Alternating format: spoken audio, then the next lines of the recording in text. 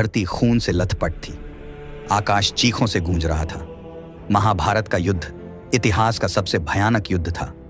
ऐसे योद्धा जिनके क्रोध ने धरती को हिलाकर रख दिया, जिनके युद्ध कौशल ने देवताओं को भी दंग कर दिया, जिनकी कहानियां रोंगटे खड़े कर देती हैं। आज हम टाइम ट्रैक ट्रिविया हिंदी के इस नए वीडियो में आपको महाभारत के 10 सबसे महान योद्धाओं से परिचित कराएंगे। ये योद्धा अपनी वीरता, शक्ति और युद्ध कौशल के लिए प्रसिद्ध थे और इनमें से कुछ तो देवताओं को भी परास्त करने की क्षमता रखते थे। नंबर 10, अर्जुन का पुत्र अभिमन्यु 16 साल का ही था, परंतु युद्ध कौशल में दिग्गजों को भी मात देता था। अभिमन्यु की सबसे बड़ी वीरता थी चक्रव्यूह को तोड़ना। यह एक जटिल युद्ध रचना थी जिससे बाहर निकलना लगभग असंभव माना जाता था। उसने कई प्रसिद्ध योद्धाओं को युद्ध में पराजित किया, जिनमें दुर्योधन का पुत्र लक्ष्मण और कौरव सेना के अनेक महारथी शामिल थे। हालांकि नियति कुछ और ही मंजूर था।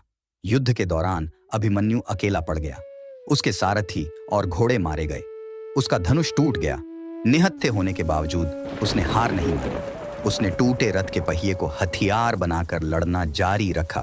कौरवों के 6 महारथियों द्रोणाचार्य, कर्ण, कृपाचार्य, कृतवर्मा, अश्वत्थामा और शकुनि ने मिलकर धर्म युद्ध के नियमों का उल्लंघन करते हुए अभिमन्यु पर आक्रमण किया और उसे वीरगति प्राप्त हुई। यही उसकी अमर कहानी है। उसकी वीरता की कहानी युगों युगों तक याद की जाएगी। नंबर 9, सात्यकी। महाभारत के रण में जहां भीष्म, अर्जुन, कर्ण जैसे नाम युद्ध के पर्याय बन गए, वहीं कुछ ऐसे योद्धा भी थे जिनकी वीरता को इतिहास के पन्नों में उतना स्थान नहीं मिला। ऐसे ही एक अविस्मरणीय योद्धा थे यादव कुल के सात्यकी। उन्होंने शस्त्रों का ज्ञान अर्जुन से प्राप्त किया था। सात्यकी एक बेहतरीन तलवारबाज भी थे। उन्होंने शकुनि को 2 बार पराजित किया और जब द्रोणाचार्य युधिष्ठिर को मारने के लिए आगे बढ़ रहे थे तो सात्यकी ने ही काफी लंबे समय तक गुरु द्रोण को रोके रखा था। उन्होंने अर्जुन की सहायता करते हुए जयद्रथ वध में भी महत्वपूर्ण भूमिका निभाई। सात्यकी ने पांडव सेना के सेनापति धृष्टद्युम्न की भी जान कई बार बचाई थी। युद्ध के दौरान उन्होंने भूरिश्रवा को मार गिराया, जिसके बाद उन्हें काफी आलोचना भी मिली। सात्यकी उन कुछ चुनिंदा योद्धाओं में से थे जो युद्ध के बाद जीवित बचे, और यहाँ तक कि अर्जुन तो सात्यकी को अपने समान योद्धा मानते थे। नंबर 8, भगदत्त। नरकासुर के पुत्र, प्राग ज्योतिष के राजा भगदत्त अपने विशालकाय हाथी सुप्रतिका पर सवार होकर युद्ध भूमि में उतरते थे। हाथियों के युद्ध में उनकी कुशलता अद्वितीय थी। उनका हाथी सुप्रतिका विशाल, शक्तिशाली और लगभग अपराजेय था। सुप्रतिका इंद्र के ऐरावत के समान बलशाली था। वृद्धता के बावजूद भगदत्त में अदम्य वीरता का वास था। कुरुक्षेत्र युद्ध में वे सबसे वरिष्ठ योद्धाओं में से एक थे, शायद भीष्म और द्रोणाचार्य से भी अधिक। उनका सामर्थ्य ऐसा था कि वे भीम और घटोत्कच जैसे शक्तिशाली योद्धाओं को भी परास्त कर सकते थे। उनके पास एक अमोघ अस्त्र था जिसे स्वयं भगवान विष्णु ने उन्हें प्रदान किया था, वैष्णव अस्त्र। यह अस्त्र अपनी दिव्य शक्ति के कारण किसी भी लक्ष्य को भस्म कर सकता था। भगदत्त ने इस अस्त्र का प्रयोग अर्जुन के विरुद्ध किया, परंतु भगवान कृष्ण ने अपने चमत्कार से इस अस्त्र को माला में बदल दिया। नंबर 7, घटोत्कच। घटोत्कच भीम और राक्षसी हिडिंबा का बेटा था। उसकी मां के कारण वह आधा राक्षस था, जिससे उसे कई मायावी शक्तियां मिली थीं। वह उड़ सकता था, अपना रूप छोटा या बड़ा कर सकता था और अदृश्य भी हो सकता था। उसने कई राक्षसों को मारा, जिनमें अलंबुशा और बहुत सारे विशालकाय असुर भी शामिल थे। दुर्योधन ने कर्ण से घटोत्कच को मारने की गुहार लगाई, क्योंकि घटोत्कच के हमलों से पूरी कौरव सेना नाश के कगार पर पहुंच चुकी थी। कर्ण के पास भगवान इंद्र द्वारा दिया गया वासुकी शक्ति नाम का दिव्य अस्त्र था, लेकिन वह इसे सिर्फ एक बार ही इस्तेमाल कर सकता था और कर्ण इसे अपने प्रतिद्वंदी अर्जुन के लिए बचाकर रखना चाहता था। मगर दुर्योधन को मना नहीं कर पाने के कारण कर्ण ने वासुकी शक्ति का इस्तेमाल करके घटोत्कच को मार डाला। ऐसा कहा जाता है कि जब घटोत्कच को लगा कि वह मरने वाला है तो उसने बहुत बड़ा रूप धारण कर लिया। उसका विशाल शरीर गिरने पर कौरव सेना की एक अक्षौहिणी सैन्य दल उसके नीचे दबकर मर गई। घटोत्कच के मरने पर भगवान कृष्ण खुश थे, क्योंकि अब कर्ण के पास अर्जुन के खिलाफ इस्तेमाल करने के लिए वासुकी शक्ति नहीं बची थी। नंबर 5, भीम। वायु देवता ने कुंती और पांडु को पुत्र प्रदान किया और भीम का जन्म हुआ। 10,000 हाथियों के बल से समृद्ध उसकी गर्जना युद्ध भूमि पर कंपन पैदा कर देती थी। गदा युद्ध में वह दुनिया के सबसे बेहतरीन और कुशल योद्धाओं में से एक था और साथ ही एक महान पहलवान भी था। भीम को कृपाचार्य और द्रोणाचार्य ने शिक्षा दी थी। बचपन से ही भीम की कौरव, खासकर दुर्योधन के साथ दुश्मनी चलती थी। द्रोणाचार्य और कृपाचार्य के मार्गदर्शन में वह एक अजेय योद्धा बन चुका था, जिसके रौद्र रूप से खलनायकों के रोंगटे खड़े हो जाते थे। उसने हिडिंबा और बकासुर जैसे कई राक्षसों का वध किया। जरासंध, मगध का शक्तिशाली राजा, अपनी अत्यधिक शक्ति के लिए जाना जाता था। भीम ने जरासंध को कुश्ती में पराजित किया और उसे बीच से फाड़कर मार डाला। किचक द्रौपदी को परेशान करने का प्रयास करता था। भीम ने उसे फर्श पर पटक पटक की मार डाला। कुरुक्षेत्र युद्ध में भीम ने 100 के 100 कौरव भाइयों को मार डाला। युद्ध के अंतिम दिन भीम ने दुर्योधन से युद्ध किया और अपनी गदा से उसकी दोनों जंघाओं पर प्रहार किया। इस प्रकार उसने द्रौपदी के चीरहरण के समय ली गई प्रतिज्ञा को पूरा किया। नंबर 5, द्रोणाचार्य और कृपा के तप से जन्मा अश्वत्थामा युद्ध में गरजता तूफान था। उसके माथे पर अलौकिक तेजस्वी मणि जगमगाती थी, जो उसे भूख, प्यास, थकान और बीमारियों से बचाती थी, जिससे वो लगभग अजेय हो गया था। अश्वत्थामा के पास दिव्य अस्त्रों का भरमार था। उसके तरकश में ब्रह्मांड को नष्ट करने वाला ब्रह्मास्त्र और सृष्टि को लील लेने वाला नारायणास्त्र जैसे महाविनाशकारी शस्त्र थे। युद्ध के 14वें दिन उसने राक्षसों की एक पूरी सेना को मार डाला, जिसमें घटोत्कच का पराक्रमी बेटा अंजना पर्वन भी शामिल था। उसने घंटोत्कच को भी हरा दिया और उसके माया जाल को तोड़ दिया। साथ ही उसने घटोत्कच की एक अक्षौहिणी सेना को भी नष्ट कर दिया था। अश्वत्थामा का सबसे कुख्यात कार्य युद्ध के 18वें रात का ढावा था, जहां उसने सोते हुए द्रौपदी के पुत्रों का भीषण हत्याकांड किया था। वहां उसने धृष्टद्युम्न और शिखंडी को भी मार डाला, जो कि युद्ध के नियमों के विरुद्ध था। नंबर 4, गुरु द्रोणाचार्य, कौरवों और पांडवों के राजगुरु। गुरु द्रोण, वो महान गुरु युद्ध कलाओं और रणनीतियों में निपुण थे और युद्ध के सभी रूपों में अत्यधिक कुशल थे। उनकी युद्ध तकनीक इतनी सटीक और घातक थी कि मानो वह युद्ध के मैदान पर एक शतरंज का खेल खेल रहे हों। गुरु द्रोण एक से बढ़कर एक दिव्य अस्त्रों के झांता थे। परशुराम ने उन्हें दिव्यास्त्रों की गहन विद्या सिखाई, जिसमें उन अस्त्रों को बुलाने और वापस लेने के मंत्र भी सम्मिलित थे। द्रोण की शस्त्रागार में ब्रह्मास्त्र, ब्रह्मशिर, नारायणास्त्र, रुद्र, अग्नेय, वज्र जैसे अनेक शक्तिशाली अस्त्र थे।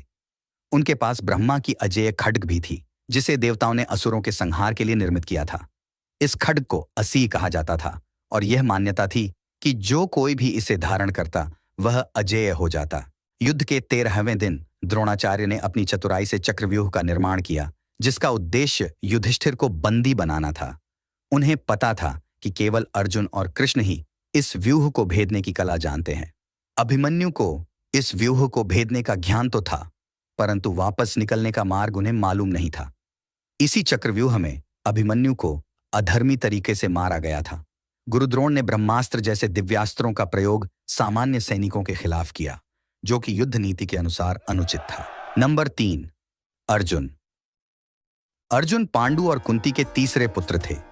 उनका जन्म इंद्रदेव की कृपा से हुआ था, इसलिए उन्हें देवराज इंद्र का पुत्र भी कहा जाता था।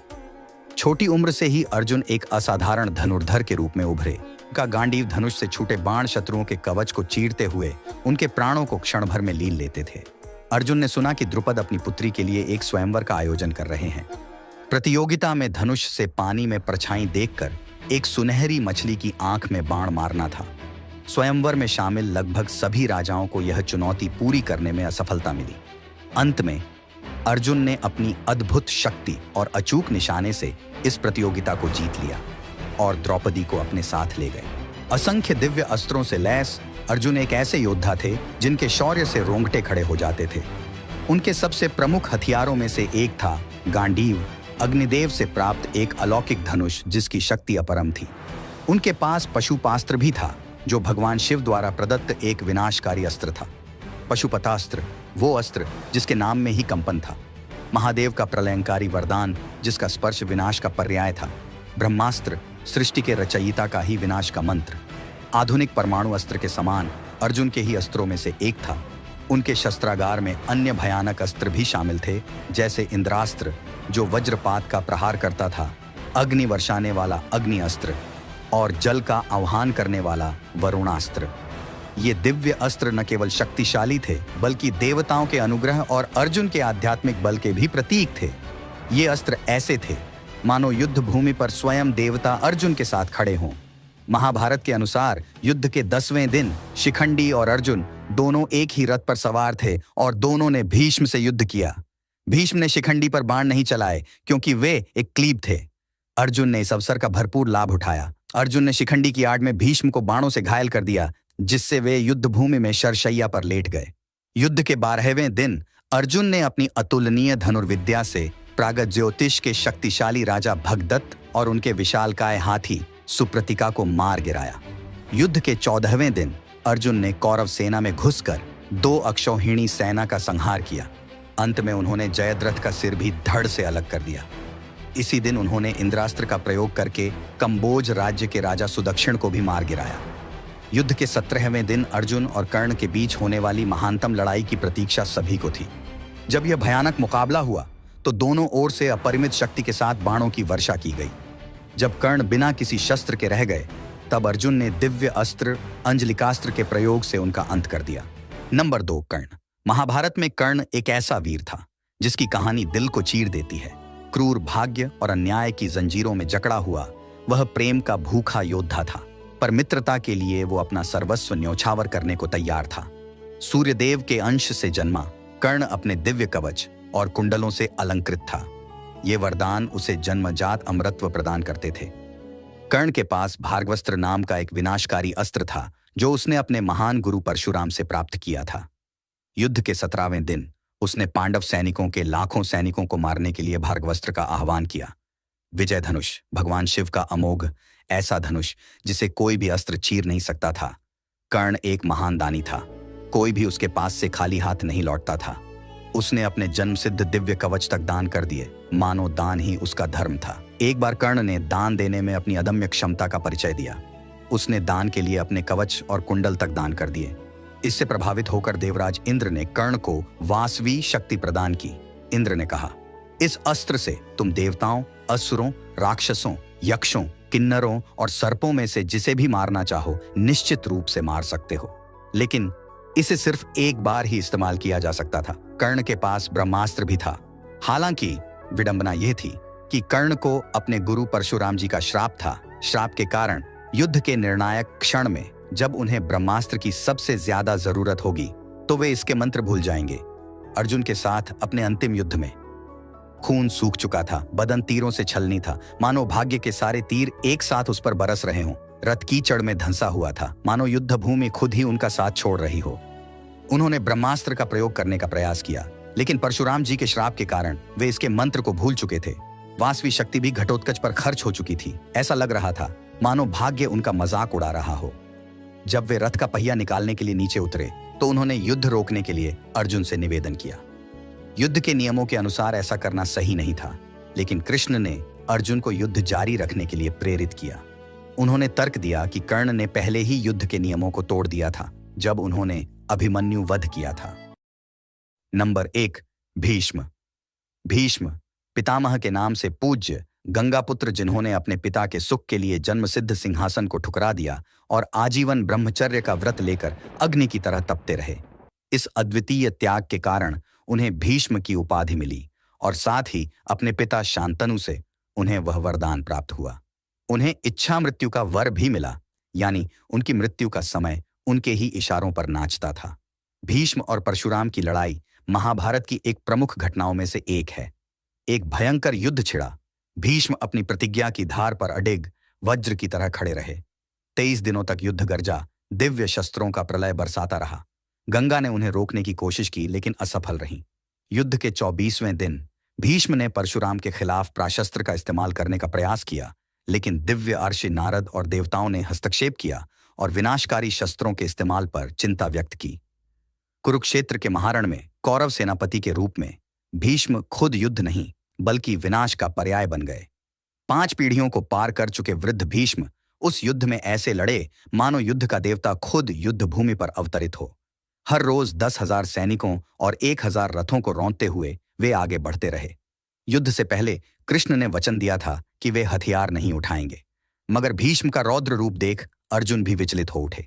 एक बिंदु पर जब अर्जुन असहाय हो गया और मृत्यु के खतरे का सामना कर रहा था, कृष्ण युद्ध क्षेत्र में कूद पड़े और भीष्म पर रथ का पहिया फेंकने के लिए दौड़े। भीष्म वो वीर थे जिसने भगवान को भी अपना वचन तोड़ने पर विवश कर दिया। 10वें दिन के युद्ध में अर्जुन शिखंडी के सारथी बनकर उनके साथ गए। दोनों मिलकर भीष्म से लड़ने गए। भीष्म पितामह ने स्त्रियों पर शस्त्र न उठाने की प्रतिज्ञा ली थी। जब उन्होंने शिखंडी को देखा तो स्त्री समझकर उन्होंने अपने हथियार रख दिए। इस मौके का फायदा उठाकर अर्जुन ने शिखंडी को अपनी ढाल बनाकर भीष्म पर बाणों की वर्षा कर दी। भीष्म पितामह लड़ाई न कर पाए और अर्जुन के बाणों से छलनी होकर बाणों की शैया पर लेट गए।